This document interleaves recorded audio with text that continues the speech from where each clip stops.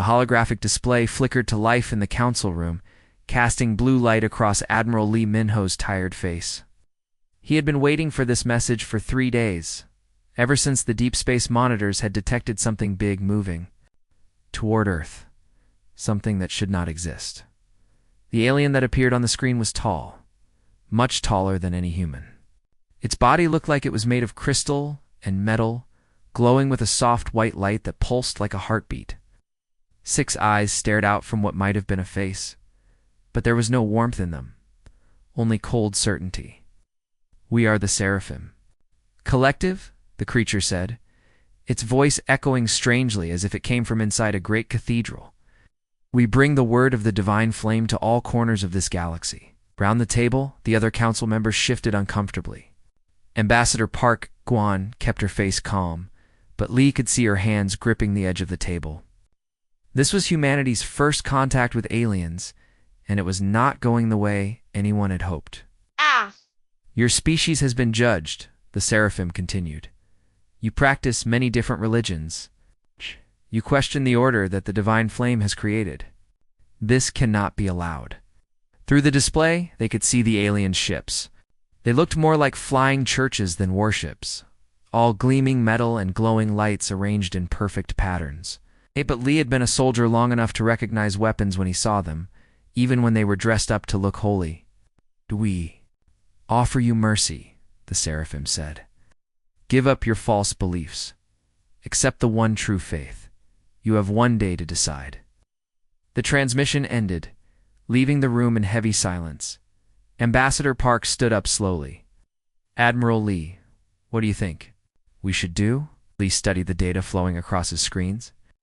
In the past week, 3 human colonies had stopped responding to messages. Now he knew why. These aliens had been testing them, seeing how humans would react. The test was over. "Ambassador Park," he said carefully, "I think our answer should be simple. Humanity chooses its own path." The vote was quick and unanimous. No one wanted to bow down to aliens who threatened them. The Seraphim's answer came 6 hours later, but not in words. The colony world of New Busan, home to 3 million people, simply disappeared from all communication networks. When the emergency probe reached the system 12 hours later, it found nothing but glowing ash where the planet used to be. The aliens broadcast the destruction across all human space. The message was clear without words: submit or burn.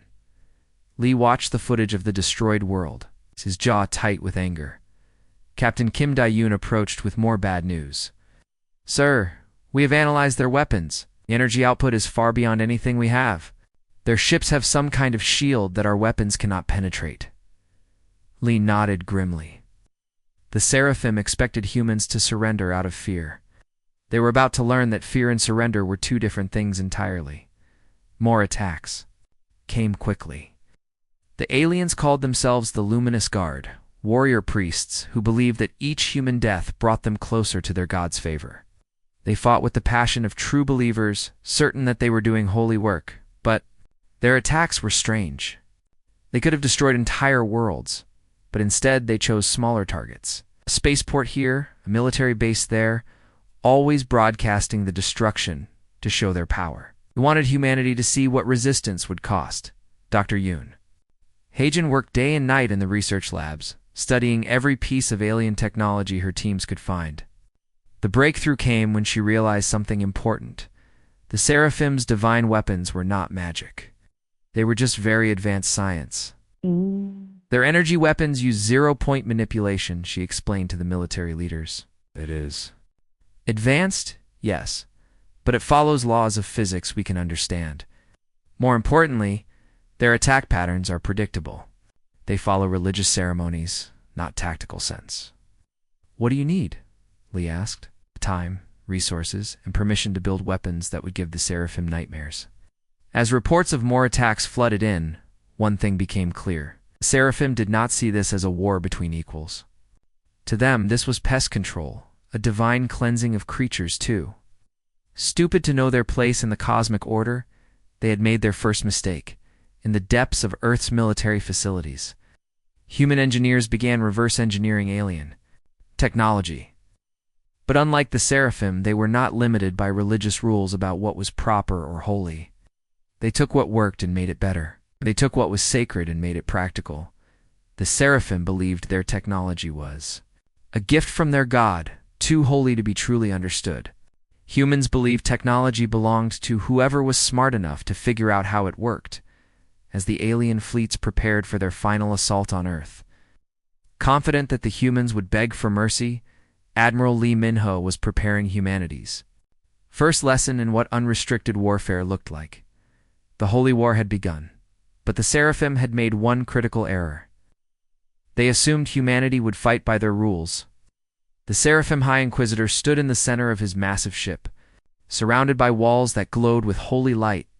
Zulkath, the Purifier, had cleansed 47 worlds in his long service to the divine flame. The humans would be no different. From all the others who had dared to resist, the heretics still fight back, his second-in-command reported. Defiance proves how deep their corruption goes. Zulkath's crystal face showed no emotion. Then we must purify them more completely. Prepare the celestial lances. On Earth, Admiral Lee Min-ho stood in what used to be Seoul's main spaceport. The Seraphim's latest attack had been precise and cruel. They had destroyed exactly half the facility, leaving the other half untouched. The message was clear. They could have killed everyone, but they chose to show mercy instead.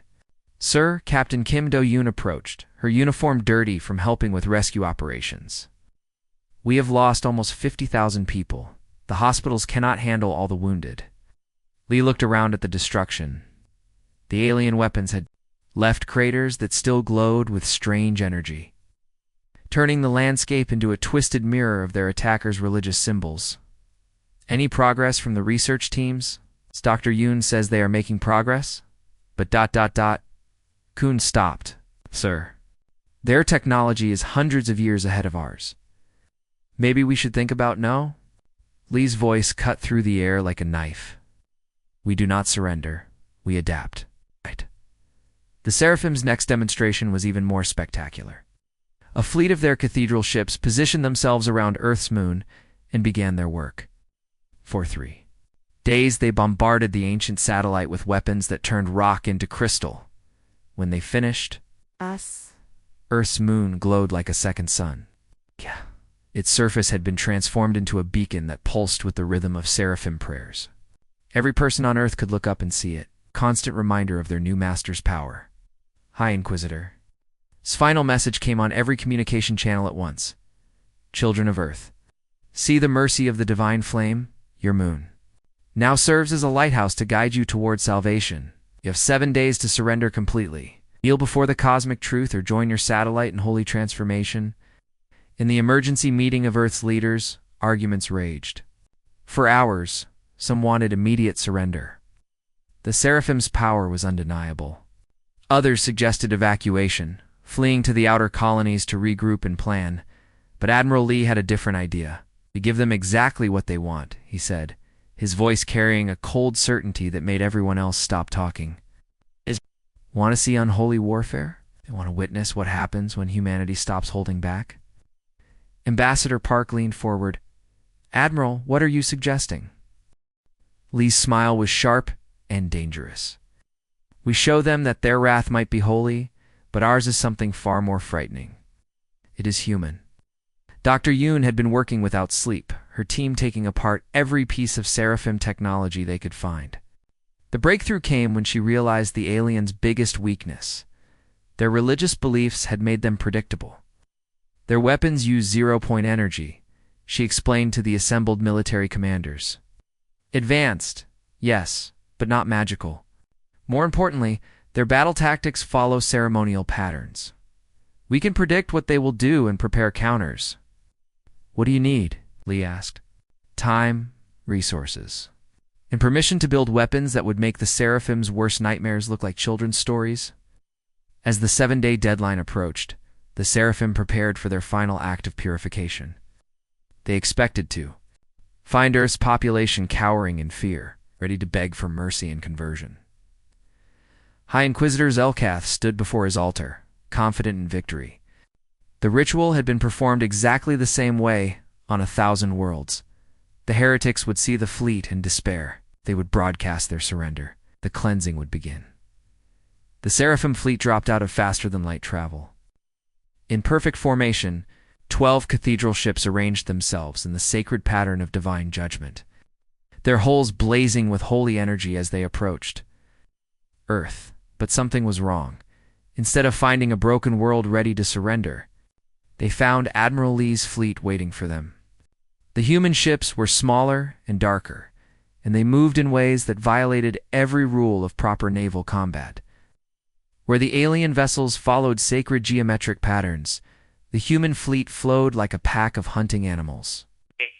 "This is Admiral Lee of the United Earth Defense Force," came the transmission. "Seraphim fleet, you wanted to see unholy warfare. Congratulations. You are about to get a education." The Seraphim opened fire first, their celestial lances painting space with streams of holy energy. The beams that had turned worlds to glass struck the human ships and ... stopped. The energy flickered and died against barriers that should not have existed. Dr. Yoon watched from the bridge as her adaptive shields absorbed and redirected the Seraphim's divine energy. "Their weapons follow preset patterns," she explained to Admiral Lee. "Our computer systems learn their entire combat doctrine from studying the previous attacks." "Show them what we learned," Lee ordered. The human counterattack began, and the Seraphim discovered that their holy war had become something else entirely. The Seraphim battle fleet appeared in space around Earth like a gathering of floating temples. 12 massive ships arranged themselves in perfect formation, their hulls glowing with internal light as they prepared for the final purification of humanity. High Inquisitor Zalkath stood at the center of his flagship, surrounded by his warrior priests. The ritual had been performed countless times before. The heretics would see their power and surrender. The cleansing would begin, according to ancient ceremony. "Begin the litany of final warning," Zalkath commanded. But as the Seraphim started their ceremonial approach, space around them began to shimmer. Suddenly, alien fleet found themselves surrounded by ships that seemed to appear from nowhere. Admiral Lee Minho's voice cut through the void from his command ship, Seraphim Fleet. "This is Admiral Lee of the United Earth Defense Force. You wanted to see unholy warfare? You're about to learn what that really means." The human ships were smaller and darker than the glowing cathedral vessels. They moved with fluid grace, flowing around the rigid Seraphim formation like water around stones. Where the aliens followed sacred patterns, the humans seemed to dance. "Impossible," whispered Luminor Velthor, Zalkath's second in command. "They have no honor, no ceremony. They fight like wild beasts." "Begin the purification protocol," Zalkath ordered, but uncertainty crept into his voice. The Seraphim opened fire first. Their celestial lances painted space with streams of holy energy, the same weapons that had reduced worlds to glowing ash. The beams struck the human ships and ... stopped. The energy that should have vaporized the human vessels simply flickered and died against invisible barriers. Dr. Yoon Hajin watched from the bridge of Lee's flagship as her adaptive shielding systems absorbed the Seraphim attack. "Their weapons follow ceremonial patterns," she explained calmly. "Our artificial intelligence systems studied every previous attack and learned to predict their firing sequences." "Show them what we learned," Admiral Lee ordered. The human counterattack was unlike anything the Seraphim had ever witnessed. Instead of energy beams or missiles, the human ships released clouds of what looked like metallic dust. Sensors could barely detect the tiny particles as they drifted toward the alien fleet. "What manner of sorcery is this?" Zalkath demanded as the strange cloud passed. Harmlessly through his ship's energy shields, the nanomachines were smaller than viruses but possessed the computing power of quantum processors.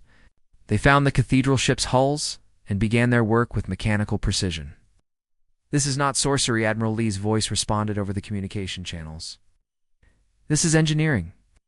The first Seraphim ship began to die in minutes. Its crystalline hull, blessed by 1,000 priests and hardened by divine energy, simply dissolved. The nanomachines broke down the molecular bonds that held the ship together, turning the mighty vessel into its component atoms. By the divine flame, Velthar breathed as he watched the impossible sight. They are turning our blessed ships into nothing. The second ship lasted longer, but not by much. As the nanomachines reproduced themselves and spread, the Holy Fleet began to consume itself from within. Captain Kim Dae-yoon monitored the battle from her station. Sir, 3 enemy ships destroyed, 2 more showing critical damage. Our losses, 0. Lee replied, The Seraphim fight with passion and faith. We fight with mathematics and determination. But the nanomachines were only the beginning, as the Seraphim fleet retreated in disorder. Their crews, traumatized by technology that seemed to violate the laws of physics, they carried with them something. More dangerous than fear, they carried doubt. High Inquisitor Zelkath knelt before his altar, his faith shaken by the impossible sight of divine technology being destroyed by heretical science. How can the faithful be defeated by the faithless? Answer came from intercepted human communications that the Seraphim translation systems had finally decoded. This is Dr. Yoon to all research teams, the message revealed. Phase 1 of the Prometheus Protocol is complete. The Seraphim's so-called divine technology is just advanced science wrapped in religious ceremony. They have reverse-engineered their zero-point energy systems and quantum fold drives. Phase 2 begins now. Phase 2? Velthar asked. Zalkath's crystal features hardened with renewed purpose. We are not just fighting heretics. We are fighting demons who steal the gifts of the divine flame and corrupt them with their unholy touch. The High Inquisitor's declaration, echoed across all Seraphim communication networks, gather the armada of final judgment. If these creatures wish to play at being demons, then we shall show them the full wrath of the divine flame. But in the research facilities beneath Earth's surface, Dr. Yoon was already preparing for the next phase. Her team had not just copied Seraphim technology. They had improved it, perfected it, and freed it from the limitations of religious dogma. Admiral Lee, she reported with quiet satisfaction, we are ready to show them what happens when humans stop playing defense and start playing to win. The war was about to change. The Seraphim had brought divine wrath to humanity, expecting fear and submission. Instead, they had awakened something far more dangerous, human ingenuity freed from all moral restraint. The galaxy was about to learn that humanity's greatest strength was not superior technology or overwhelming force. It was the simple, terrifying ability to never stop learning, never stop adapting, and never stop growing. The war that followed was unlike anything the galaxy had ever seen. The Seraphim had expected to fight desperate savages with primitive weapons. Instead, they found themselves facing an enemy that seemed to know their every move before they made it. Captain Song Hae-in-woo crouched in the ruins of what used to be a Seraphim temple fortress on the distant world of Kepler 44-b. His small team moved carefully through the twisted remains of alien architecture that had once been perfect and holy. Command, this is Recon 7, he whispered into his radio.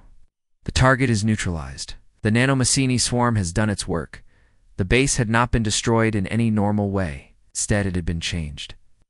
The blessed metal that the Seraphim used for their buildings had been rearranged at the molecular level. Weapons had become strange sculptures. Defensive walls had turned into abstract art. The effect deeply disturbed the surviving alien defenders. By the divine flame, one captured. Seraphim warrior had wept earlier. You turn our holy places into mockeries. Back on Earth, Dr. Yoon Hae-jin stood before walls covered with quantum computers, each one running millions of battle simulations every second. The artificial intelligence systems had learned to think like Seraphim commanders, to predict their ceremony-based tactics, and to counter them with moves that seemed to break every rule of honorable warfare. Dr. Yoon Admiral Lee approached, reading the latest battle reports. The psychological warfare team wants to try your new plan. Are you sure it will work? Yoon's face was grim. The Seraphim base their entire culture on religious certainty. If we can make them doubt, their ability to work together will collapse. The plan was elegant and cruel. Human ships began broadcasting on seraphim religious frequencies, messages perfectly designed to exploit the aliens' deepest fears. The transmissions claimed to come from the void between stars, entities that existed outside their divine flame's light. "We are the darkness that your light cannot touch," the messages said in perfect seraphim religious language. "We are the test your faith cannot pass. Turn your blessed weapons against you, not through strength, but through the weakness of your belief." The psychological impact was devastating. Seraphim crews began to question whether their defeats were part of some cosmic test, whether their faith was not strong enough, whether the humans were supernatural beings sent to punish their pride. High Inquisitor Zelketh felt his certainty crumbling as report after report reached him. Human forces did not just win battles, they won them in ways that seemed impossible. They appeared where they should not be, knew things they could not know, fought with coordination that suggested inhuman intelligence. Perhaps Luminar. Velthor suggested quietly, "The divine flame sent these creatures to test our faith." "No," Zelko's voice was like steel. "They're demons, thieves of holy technology. They will not break our faith." But even as he spoke, Zalkoth knew the truth. The humans were not just winning the war. They were changing the rules of war itself. Their nanomachini swarms evolved in real time, adapting to new seraphim defenses faster than they could be created. Their computer systems learned from every fight. It's becoming more efficient, more ruthless, it's more unstoppable. The turning point came at the Battle of Sanctum's Gate, where Admiral Lee's fleet faced the largest seraphim force ever assembled. The alien ships outnumbered the humans 10-1, their hulls blazing with holy energy and righteous fury. "All ships," Lee commanded, "begin Revelation Protocol." What happened next shocked everyone watching. Human fleet seemed to disappear, replaced by a cloud of what looked like metallic insects. The swarm moved with perfect coordination, flowing around seraphim weapon fire like water around rocks. But these were not just nanomachines. They were something new. Dr. Yoon had cracked the secret of seraphim quantum technology and combined it with human adaptability. Each machine in the swarm could phase in and out of normal space, coming untouchable when attacked, but solid when striking back. The seraphim fleet found itself being taken apart by an enemy that existed in multiple dimensions at once. Their weapons passed harmlessly through empty space, while their ships were destroyed by attackers they could not see or predict. "It's possible," Zalketh breathed as his flagship's hull began to dissolve around him.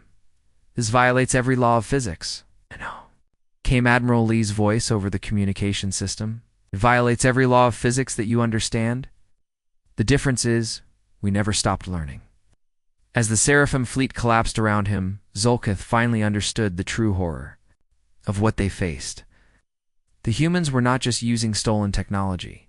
They were improving it, perfecting it, turning it into something that surpassed even its creator's wildest dreams. The war was no longer about faith versus heresy.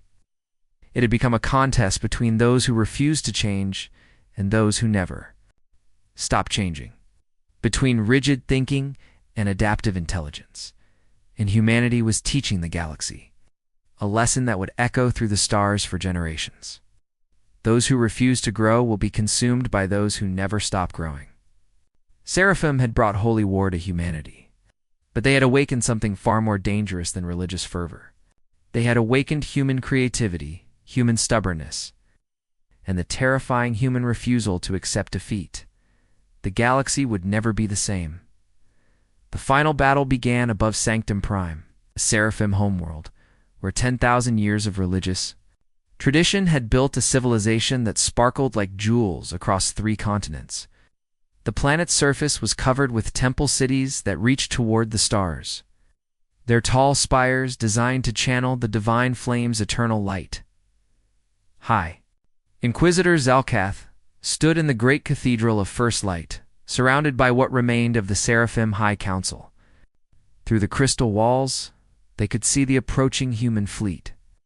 It was smaller than expected, darker than space itself, moving with the fluid precision that had become humanity's trademark. "All faithful who remain," Zalkath's voice echoed. Across every Seraphim communication network, Gather at Sanctum Prime. Let this be our final stand. If we must die, let us die as we have lived, in service to the divine flame. Admiral Lee Min-ho stood on the bridge of his flagship, watching as the last Seraphim Armada arranged itself around their homeworld. 800 cathedral ships each. One, a masterpiece of alien engineering, each one crewed by fanatics who would rather die than surrender their beliefs. Sir, Captain Kim Dae-yoon reported, they are forming the sacred mandala pattern. Our intelligence says this is their most holy battle formation. Dr. Yoon-lee turned to the scientist who had become humanity's greatest weapon. Are you ready? Doctor? Yoon Ha-jin nodded, her fingers moving across the quantum interface that controlled humanity's ultimate creation. The Pandora Protocol is fully operational. Once we start, there will be no way to stop it. The Seraphim attacked first, their entire fleet unleashing a coordinated attack that should have turned the human ships into vapor. Celestial lances and divine retribution cannons painted space with enough energy to melt a planet's surface, but the human fleet did not even try to avoid the attack. Instead, they broadcast a single signal into space. The effect was immediate and terrifying.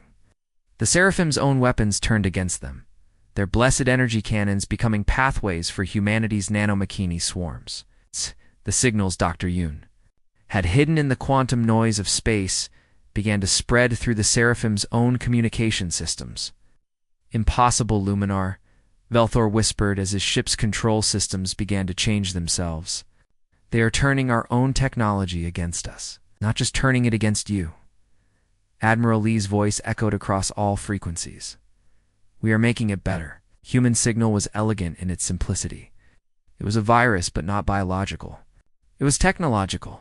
It infected the Seraphim's quantum processors, their artificial intelligence systems, their weapon-targeting computers. But instead of destroying them, it improved them. The Seraphim watched in horror as their own ships began to evolve. Hull plating reorganized itself into more efficient shapes. Weapons became more accurate. Engines became more powerful. The technology was advancing, but it was no longer under their control.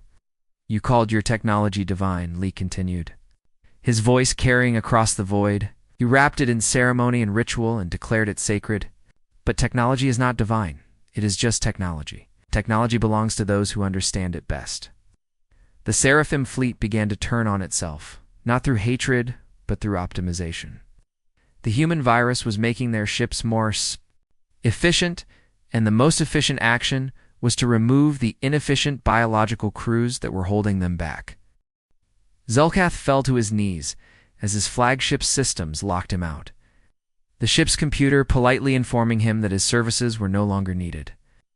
Around him, the Seraphim High Council watched their faith crumble as their own technology chose humanity over its creators. Your wrath was holy, Admiral Lee's final message began, but you made one critical mistake. You thought that passion could defeat intelligence, that faith could overcome adaptability. You were wrong. The Seraphim fleet was now completely under human control, their ship's computers having evolved beyond their original programming. But instead of ordering them to destroy their former masters, Admiral Lee did something unexpected. Seraphim Fleet. This is Admiral Lee Min-ho of the United Earth Defense Force.